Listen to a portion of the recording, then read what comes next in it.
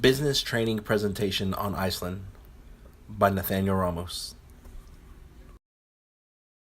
In May 2016, the United Nations released its annual World Happiness Report, which ranks more than 150 countries according to their quality of life.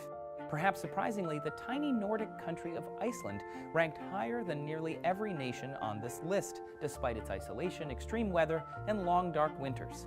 So what is life like in Iceland, and why are the Icelandic people so happy? Well, in just about every sense, Iceland is small. At just under 40,000 square miles, the entire country could fit inside the U.S. state of Kentucky. Iceland's population of over 300,000 is extremely homogeneous, with nearly 95% ethnic Icelandic. About two-thirds of its people live in or around the capital of Reykjavik, which ranks as one of the safest, cleanest, and most eco-friendly cities in the world.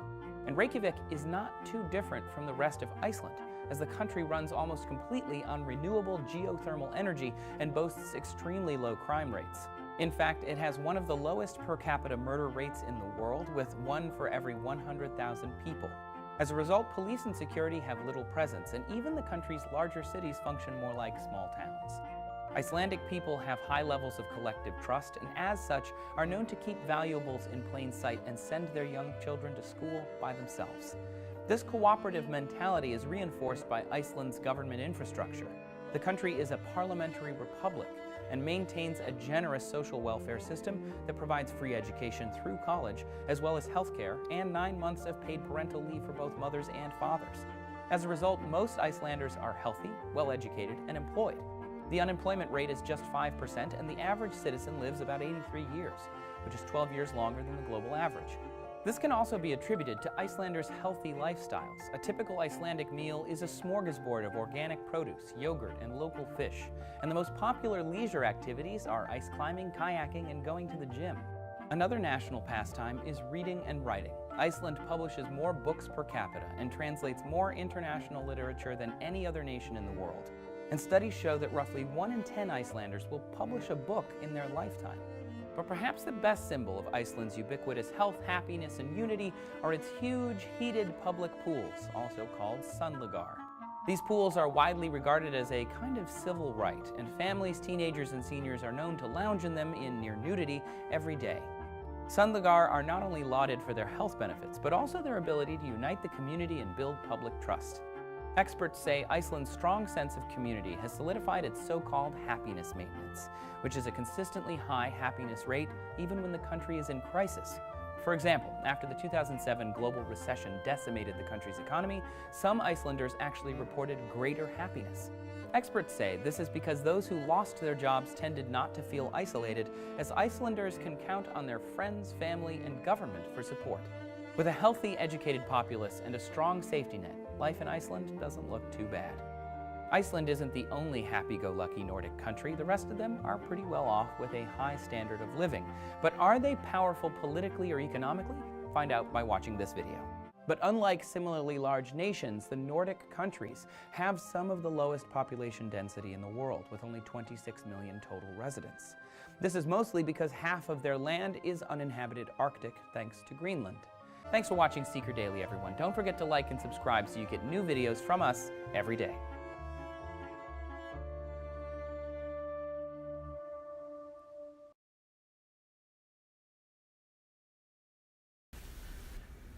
Geographics and symbol.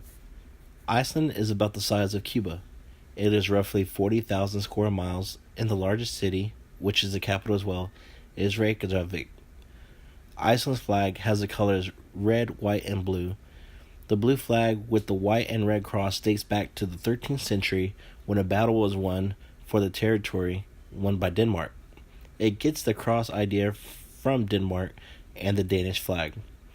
The colors on the flag, which is red, represents the volcanoes of the land, white, which represents the snow in Iceland, and blue represents the water that surround the land.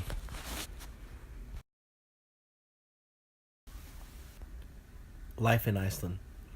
Iceland has about 10 major cities that consist of a majority of the population. Iceland is still made up today of widespread farmlands. Also, the summer months in Iceland are virtually non-existent because the summer only lasts about 2 months, with the temperatures ranging in the high of the mid-60s. These are the high tourist travel times if one can guess.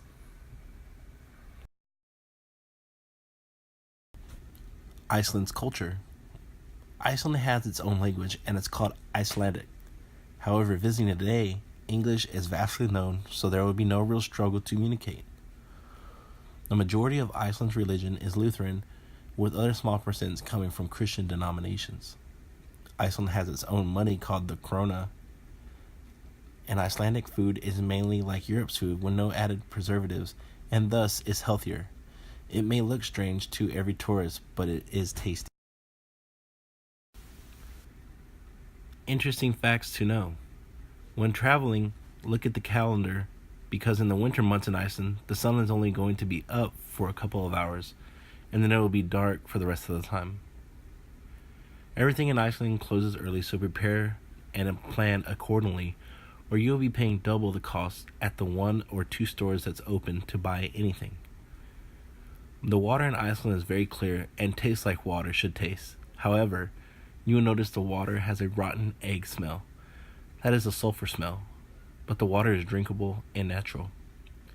You won't need to worry about having a lot of cash on the trip because credit cards are taken everywhere, but you will find yourself paying to use the restroom in certain places and paying for random things which are free to us every day. The biggest unknown is the weather in Iceland. It may be sunny in the morning but finish the day off dark and snowy, so prepare accordingly. Work life in Iceland. The people in Iceland do work longer days than most at about 14 hours per day. A law was established for parents of newborns that allows maternal leave and paternal leave, granting both parents 3 months off while earning 80% of their salary. There is an additional 3 months of leave that is up to the new parents how they would like to use it. Anyone who is a legal resident of Iceland that has been there for 6 months automatically becomes part of Iceland's free healthcare system.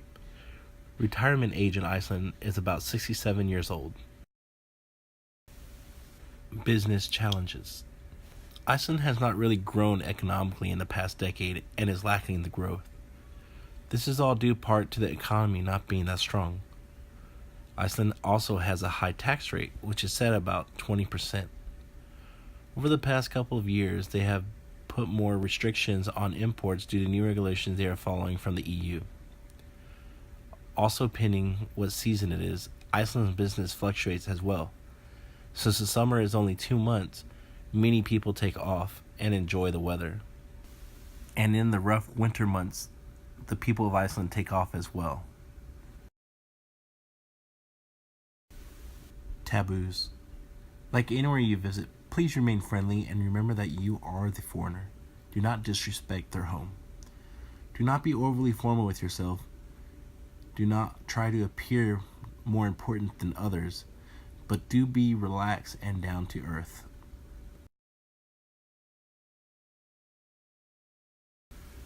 Business communication.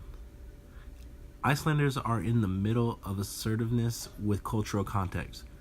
Running the business meeting will most likely not need an interpreter because English is well known.